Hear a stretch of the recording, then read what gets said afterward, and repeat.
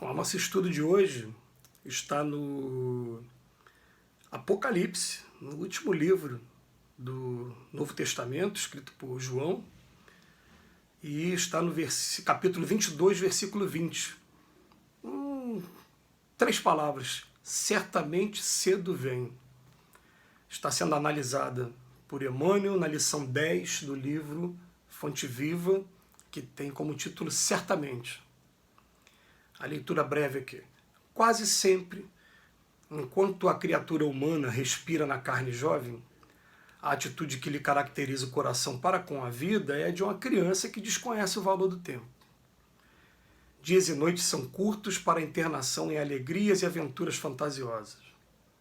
Engodos mil da ilusão efêmera lhe obscurecem o olhar e as horas se esvaem no turbilhão de anseios inúteis.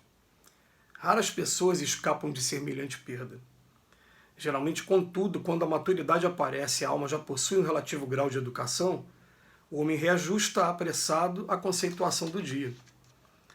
A semana é reduzida para o que lhe cabe fazer. Compreende que os mesmos serviços na posição em que se encontra se repetem a determinados meses do ano, perfeitamente recapitulados, qual ocorre as estações de frio e calor, floração e frutescência para a natureza. Agita-se, inquieta-se, desdobra-se no afã de multiplicar suas forças para enriquecer os minutos ou ampliá-los, favorecendo as próprias energias. E comumente, ao termo da romagem, a morte do corpo surpreende-o nos ângulos da expectativa ou do entretenimento, sem que lhe seja dado recuperar os anos perdidos. Não te embrenhes assim na selva humana, despreocupado da tua habilitação à luz espiritual ante o caminho eterno. No penúltimo versículo do Novo Testamento, em que a carta do amor divino para a humanidade determinou o Senhor, que é a carta de amor divino, determinou o Senhor fosse gravada pelo apóstolo a sua promessa solene: certamente cedo vem. Vale-te, pois, do tempo e não te faças tardio na preparação. Gente, uma lição séria, grave, falando sobre o aproveitamento do tempo. É interessante a gente já ter ouvido alguns espíritos usar esse termo aqui, eles dizendo assim, uma coisa que eles lamentam muito foi não terem sabido usar bem o tempo e enquanto estiveram aqui entre nós, né, em carne e osso. E aqui o Emmanuel tem um momento da lição que ele fala, ó, raras pessoas escapam de semelhante perda. A gente tem uma dificuldade muito grande, né, em aproveitar o nosso tempo e muitas pessoas jogam o tempo fora, às vezes com entretenimentos, com coisas que não vão acrescentar absolutamente nada, que não te fizeram evoluir em coisa nenhuma e que só fizeram realmente marcar passo, perder tempo, jogar tempo fora, como se usa em alguns momentos aí, né, no jargão popular.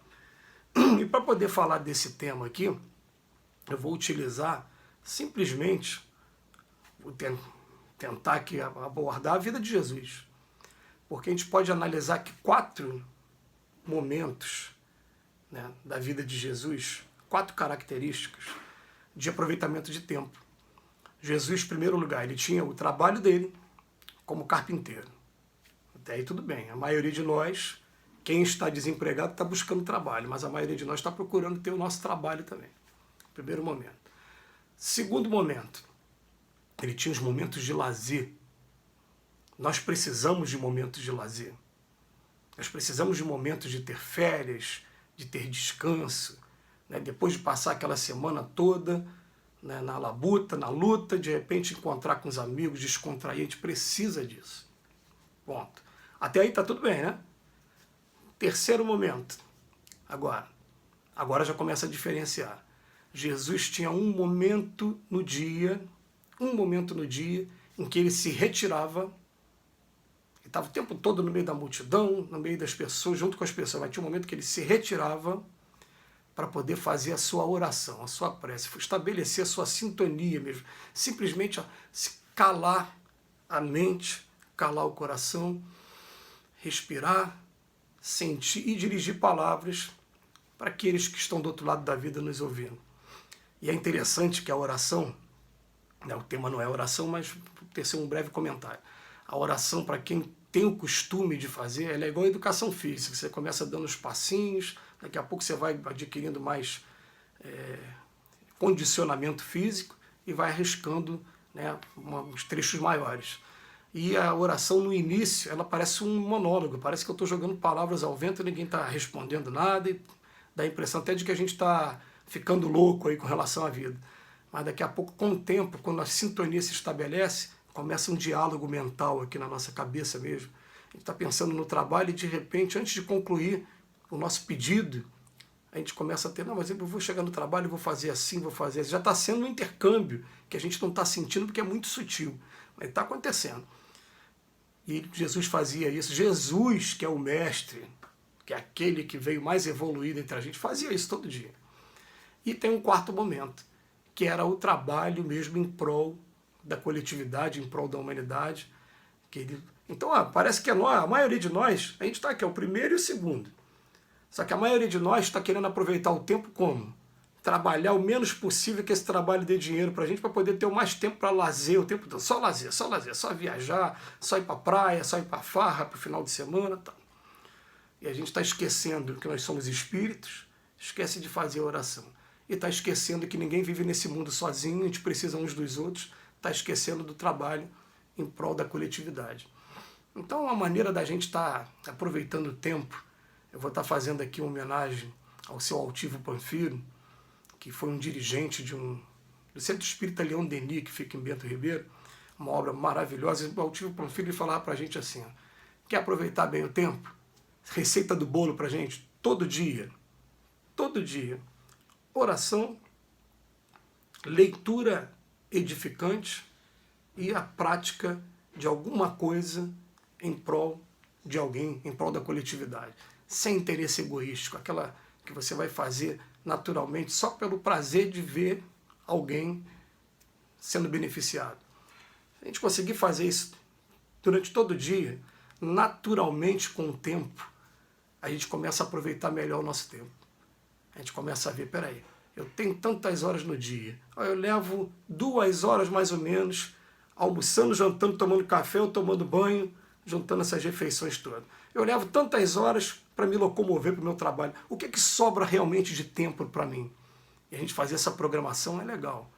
Fazer a programação para investir na gente e também para começar a olhar para a nossa sociedade, ver o que é que a nossa sociedade está precisando.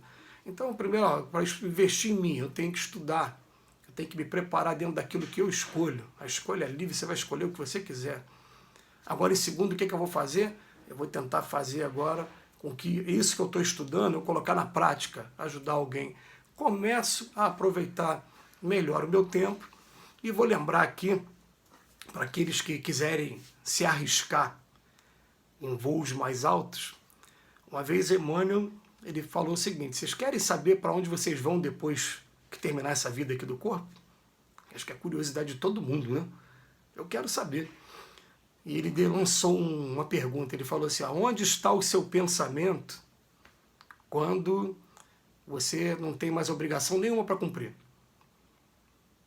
Ó, tenta imaginar, se o seu pensamento está nisso o tempo todo, é aí que você vai estar.